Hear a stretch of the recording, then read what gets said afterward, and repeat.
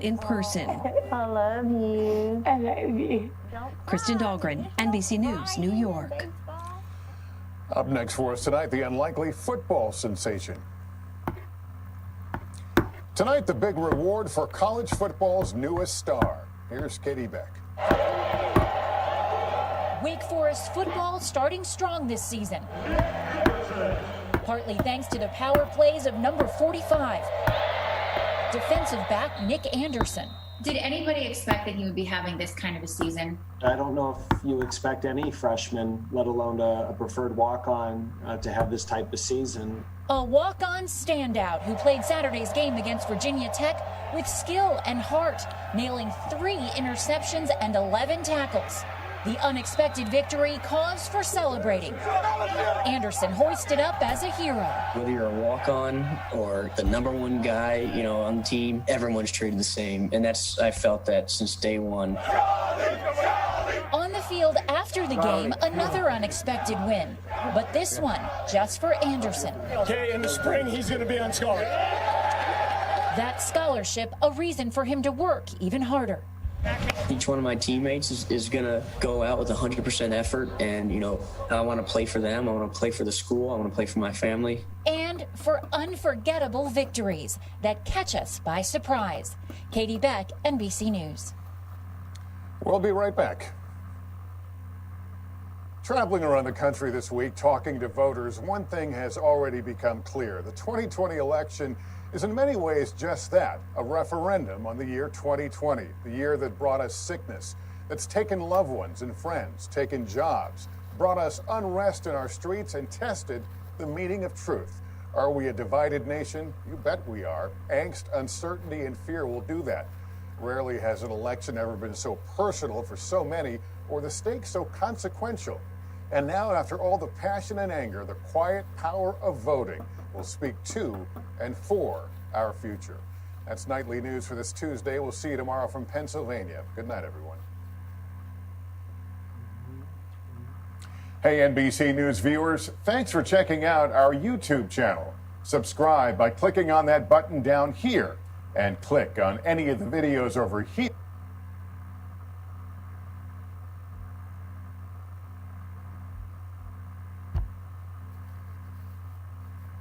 And sometimes it's here, sometimes it's here. That's how Chopin disguises the fact that this is just a 4-note group.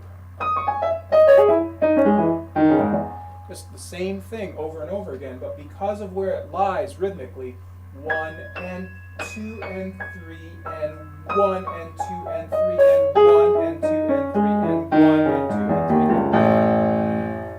It sounds more variegated, complex, and difficult than it actually is.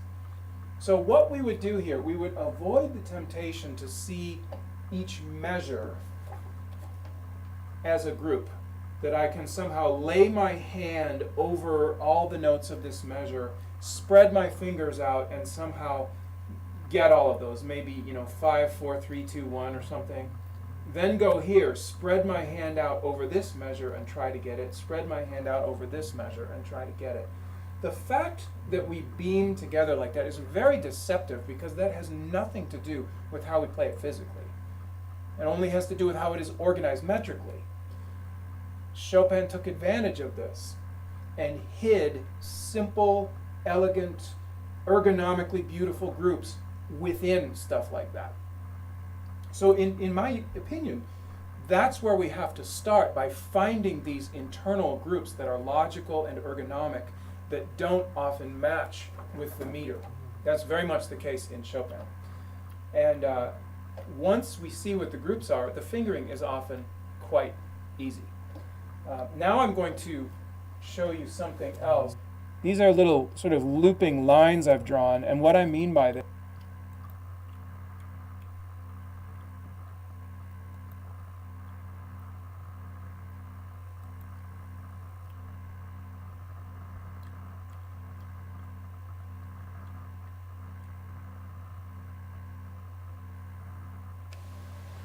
Often one part of practicing and mastering a piece is memorizing, and this is often quite uncomfortable and needs lots of effort.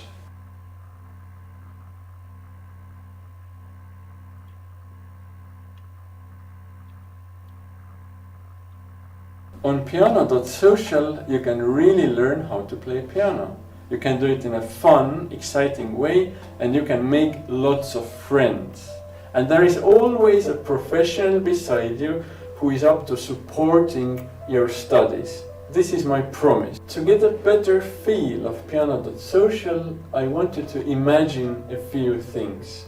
Now, you have your own piano teacher. Anytime you have a problem or question, you can contact your teacher and get professional advice. Also, you are not alone here. You can say goodbye to loneliness. There is a group of friends who share your journey and are up to communication. And of course, you can learn how to play piano, and it means that you can play the pieces that you love. I would like you to meet me.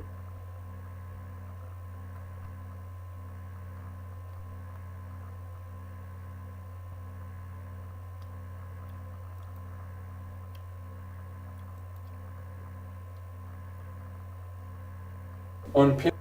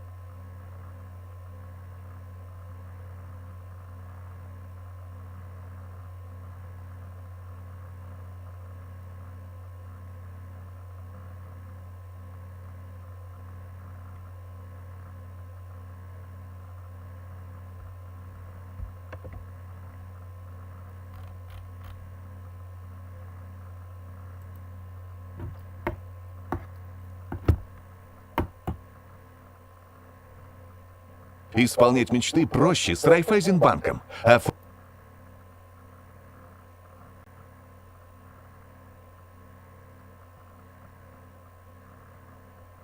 want to just begin this segment here with the contrast specifically to Joe Biden. Each of you have links to Trump. In some ways, your lives might be easier to just not be out and around this week. Starting with Jack down the line, why specifically do you think Joe Biden is better than Trump for America now? Well, it comes down to one simple thing for me, Ari, and that's race. The only way we're going to heal this country is with a man that understands and appreciates the diversity of this nation. I think Biden does, and I know for fact Donald Trump doesn't. He will never appreciate the diversity that has made this country great.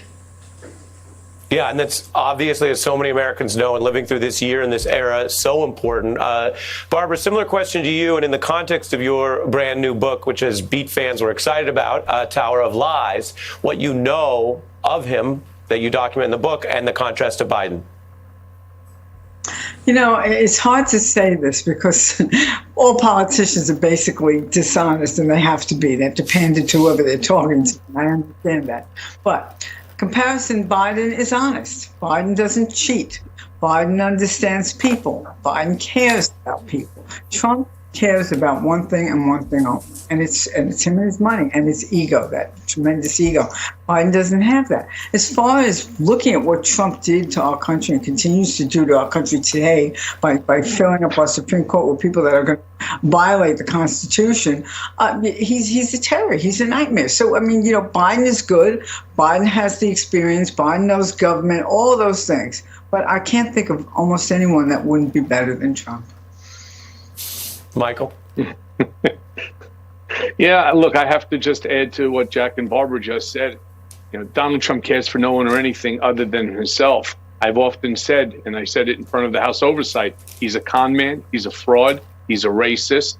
I've also stated he's a homophobe, Islamophobe, anti-Semite, sexist, misogynist. I mean, the notion that there's even a competition at this moment in our time, foreign policy, everything all across the board, the metrics favor Joe Biden over Donald Trump. And I really do believe, and I told you I put my money where my mouth is, I believe that this is going to be a landslide victory for Joe Biden. I really do. Well, I see Barbara crossing her fingers, and that again I is don't want to from hold people. back now for a second, Ari. I don't want to hold back at all. Is there anything else you want me to add to that mixture? Well, it's quite a list. Seriously, This is my follow-up to you, Michael. I think that Michael and then Barbara, you are some of the individuals who know Donald Trump best, and you say he is the worst. Michael, well, he is. Why is that? First, Michael, then Barbara. He's just a gigantic baby who's gotten everything that he's wanted his entire life the way that he wanted it. He's never had to take responsibility for any of his actions. Everybody else figured out, from Fred, his father, all the way down to myself. Everybody took responsibility, whether it's his dirty deeds or his malfeasance or his errors. It's always, look at the finger pointing that's going on right now in Washington, right? COVID, whether it's or the nonsense that's coming out of Jared Kushner's mouth now about, how black people don't want to be successful. The stupidity just rolls downhill. And Donald Trump will now, whether it's Mark Meadows or Jared, he will point the finger, and somebody, if it wasn't at the 7 days before he loses, somebody would have been fired today. Barbara? Yeah, I watched him evolve, and I understand. I read Michael's book and Jack's, and I understand the relationship that each of them had. Mine was very, very different. I was there in the beginning, and the ego was somewhat under control, but the big difference was that he listened to people. He had very good people, as opposed to now where he doesn't have such good people, and there's a reason for that. But he listened to people, and he took their advice, and that's part of why he was successful. I think it's the whole part, actually. The only thing that he really did well was PR. He could PR better than anyone else in the world. But now I see, with the changes, and I watched this happen and sort of predicted it, I can see that, Michael had a much different relationship with Donald. In ways they were closer, but in ways Donald beat the hell out of him and didn't, with me. And, it's a changing thing. He's bad, and he's worse, and he's worse yet. But it was always there. Jack? Well, Ari, he's the worst, and you haven't seen anything yet. I feel, Jack, because I work in the news, I feel like I've seen something. You've seen something, Ari, but I promise you 4 more years of him unleashed, where he really doesn't have to pander to anybody, including the Republicans. I don't think people can really understand the chaos, the anarchy that this guy can cause, and I think that's what he's waiting for. It's who he is, at his core. He loves anarchy, and quite frankly, he doesn't like Republicans. And I think if he wins, you're going to see that very clearly. Yeah, that's striking, and Michael's spoken bluntly about that. I'm running out of time. I'll do a final lightning round.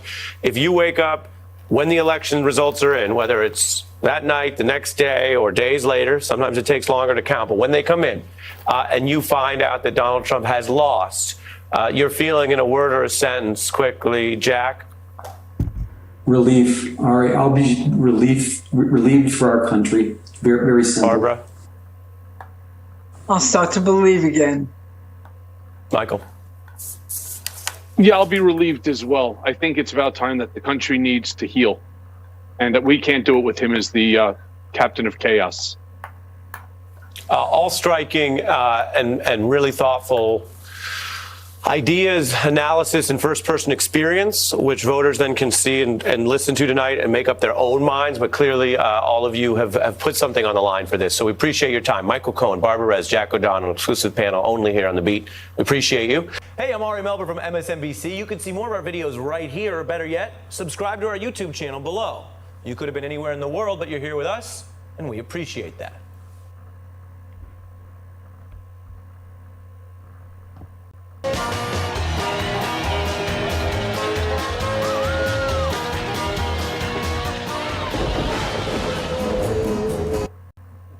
John Heilman, I'm going to start with you because you're now out and about. There is something about President Obama on the trail in 2020. There is a feeling of pent-up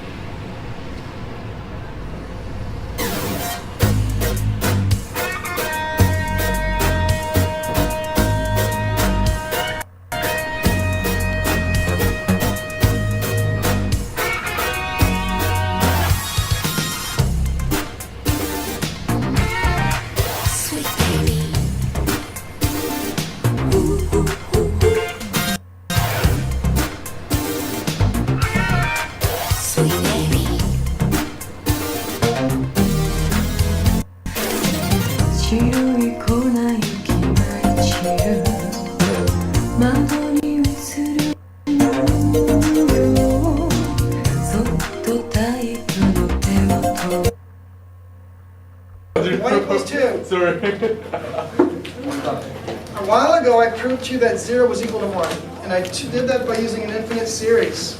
I could have proven that 0 was equal to any number. I just chose 1. And once you prove 0 is equal to any number, you can add or subtract any number from both sides. You can prove any number is equal to any number.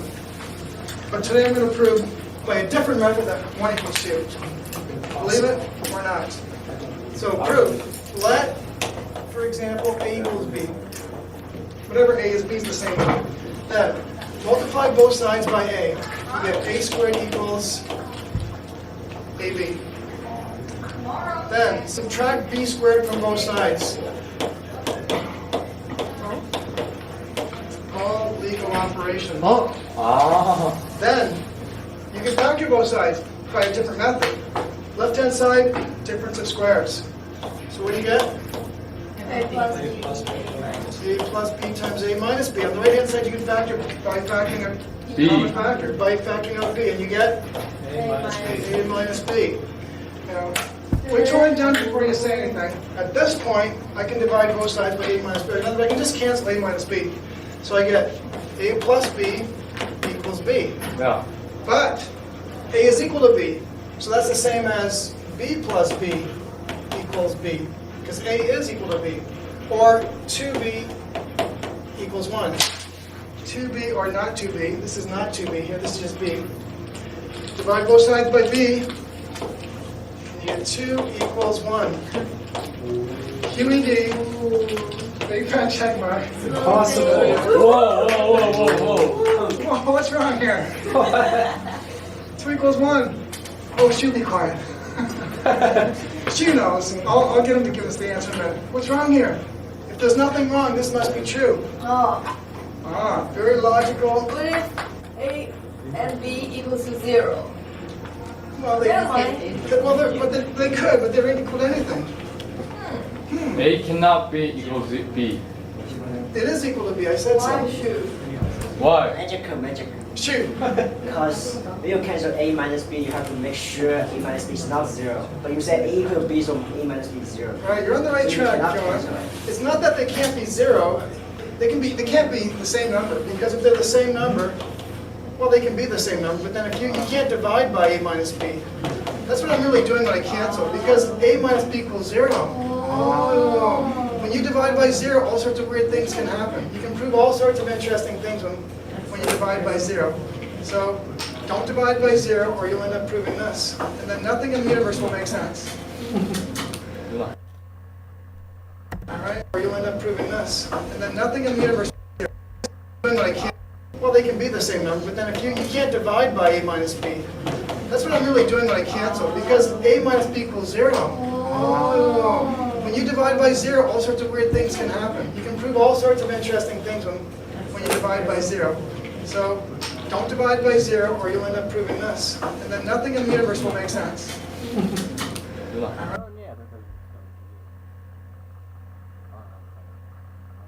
Right? Okay, there you have it. Thank you, Ben. Дайте угадаю. Вы слишком заняты, чтобы смотреть эту рекламу. Так же, как вы были слишком заняты, когда нужно было учить английский?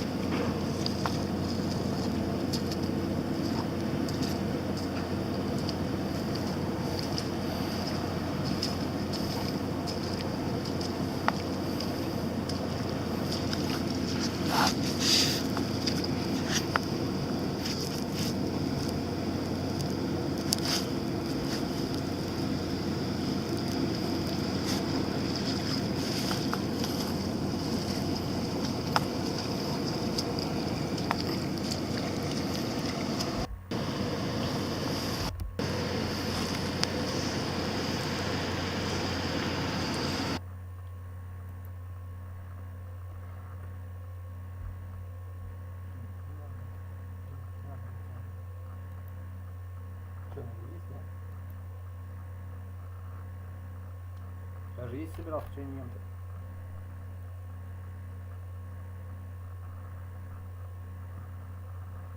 Дуэт органов.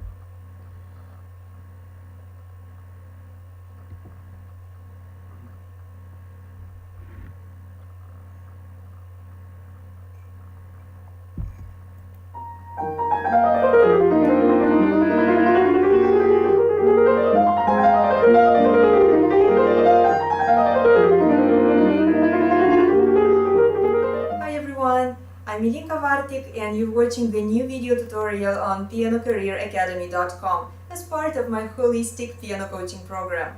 If you're not happy with your technical skills and you're tired of playing endless boring finger exercises without seeing any results, if you want to transform your technique and your expressive skills in a fun, productive and enjoyable manner, plus learn how to play with professional ease, fluidity, power and brilliance, then I have good news for you. Today I'm launching a new project that I'm really excited about. It's entitled How to Practice Piano Scales and Arpeggios, the art behind the exercise. And it's a holistic step-by-step practice guide dedicated to the art of practicing scales according to the system and methodical order we use in the Russian piano school for shaping the outstanding results that you see in the performance of great pianists. In today's introductory lesson, I'm going to tell you why we need to practice scales in the first place and what are the benefits of piano scales and arpeggios. But before diving into this most important...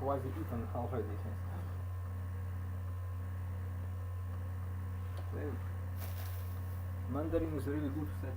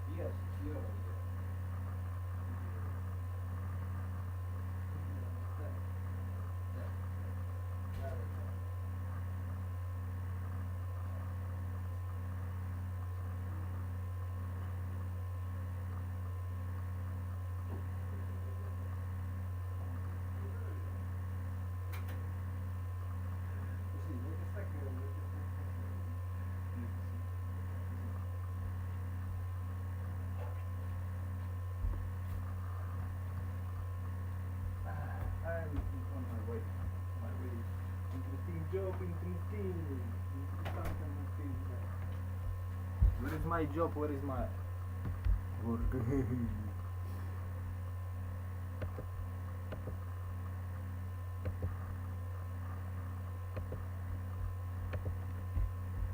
Topic, I want to share with you a few more details about this entire project.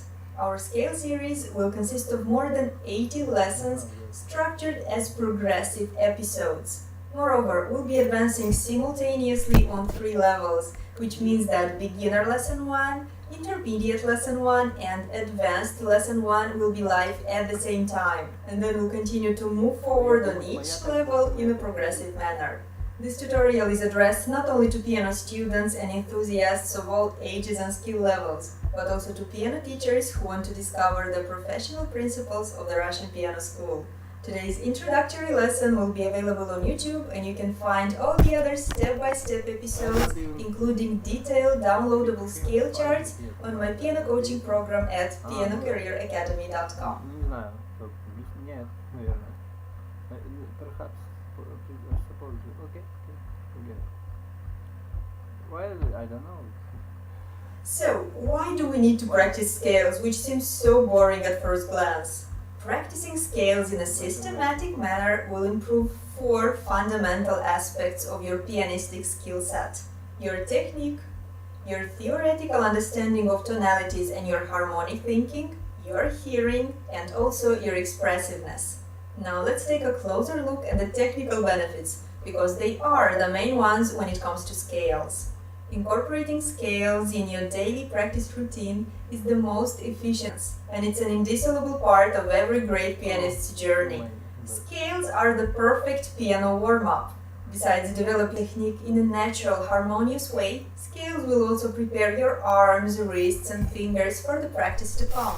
A proper warm-up is the most efficient productivity accelerator in musical practice complicated pieces while your arm and hand muscles are still cold and stiff. A 15 to 30 minute warm-up is the perfect start for a great practice session. Practicing scales is the perfect way of developing the most important elements of piano technique: correct whole arm key attack, quality sound, freedom of motion, relaxed playing, stability and control, correct wrist action,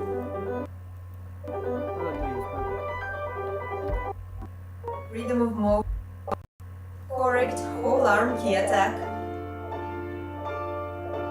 quality sound,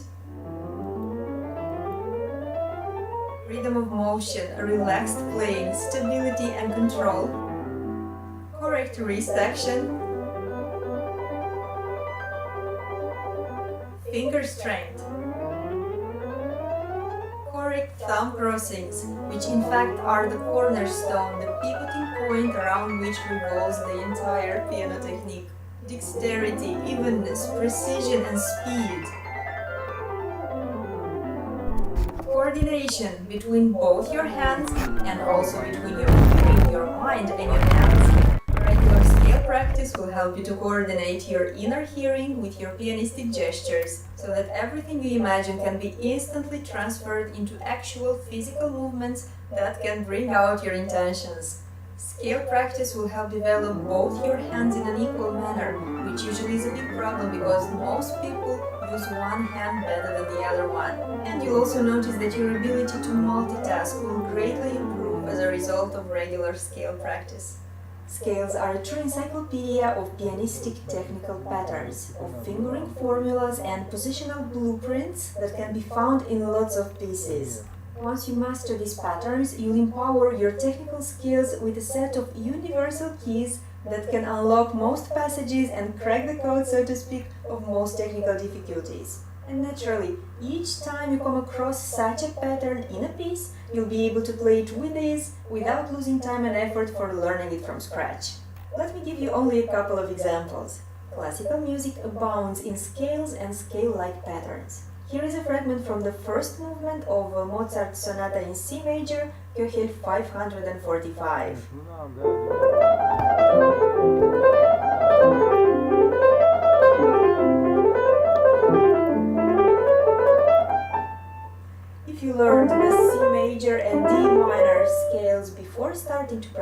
piece, you'll notice that you can play these passages without any problem because the formulas are already mastered. Here is how we start the solo part from Beethoven's Concerto No. 3 in C minor for piano and orchestra.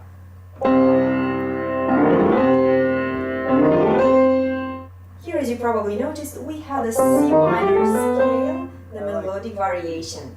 In Beethoven's Sonata Opus 27 No. 2 Moonlight, in the third movement, we have short arpeggios. First is C sharp minor, then in G sharp major, and so on.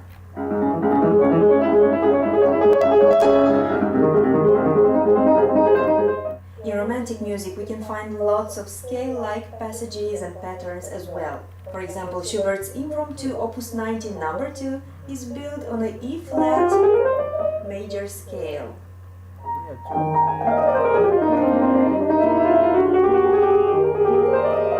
And so on. In Schubert's Impromptu Opus 19 No. 4, on the other hand, we have a form of short arpeggios.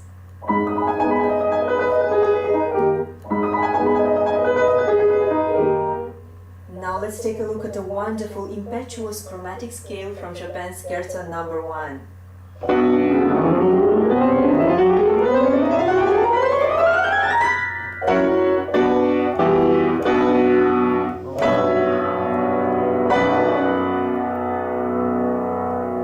Another great example of scales used in virtuosic romantic music is the ending of Chopin's Winter Wind Etude, Opus 25 No. 11.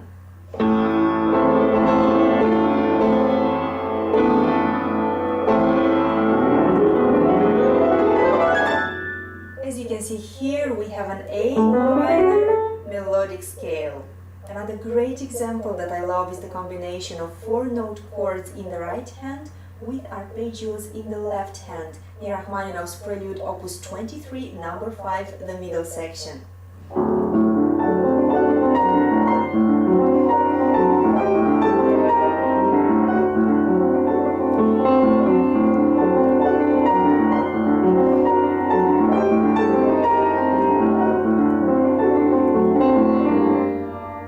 How can we forget the majestic, powerful chords from Rachmaninoff's famous Prelude, Opus 3 No. 2.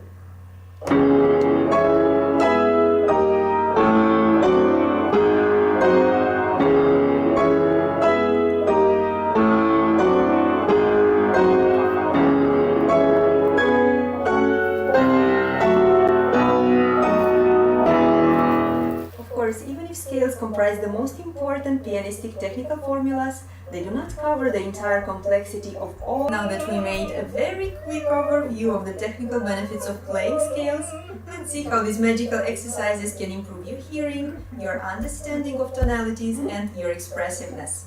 We all know that we learn by doing. In other words, an ounce of action is worth a ton of theory. Musical theory is not an easy topic, and you'll never be able to grasp all these subtleties simply by reading books. Here is when scales come to our rescue. Scales teach us in a practical, not theoretical way, the system of modes and tonalities, and also the circle of fifths and fourths. We can even say that scales are the multiplication table of the musical language. Yes, we can learn by heart the... I don't know, maybe because of my teeth, maybe because of... I don't know anyway. Yeah, because we don't need it. Yeah. So if the work, yeah, I'll make it, yeah. No. If I have to be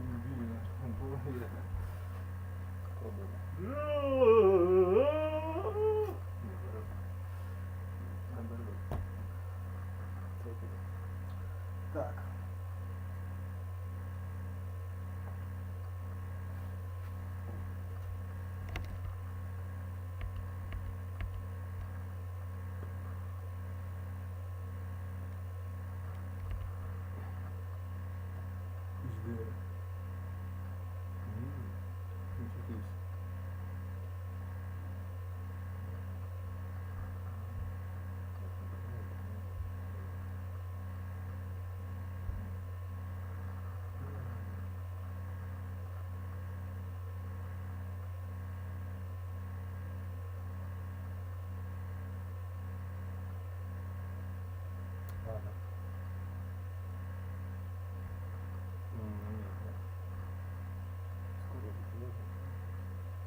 А, да. Чего друзья?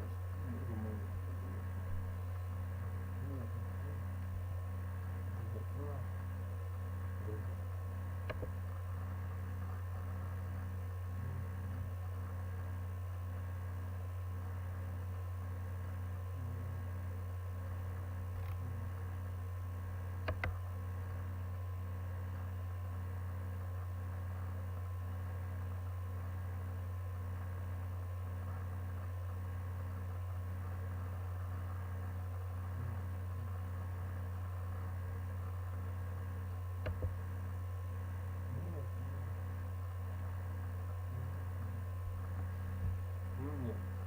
Ну да.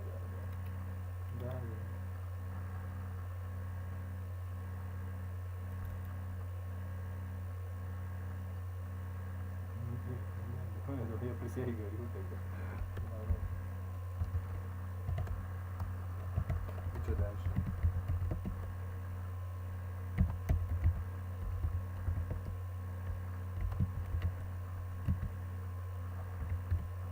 Ну, значит,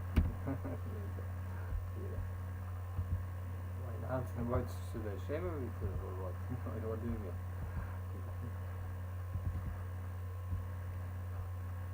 Okay. Pleasant говорит, наоборот. Майкл Честер попадал. Forget it. Так.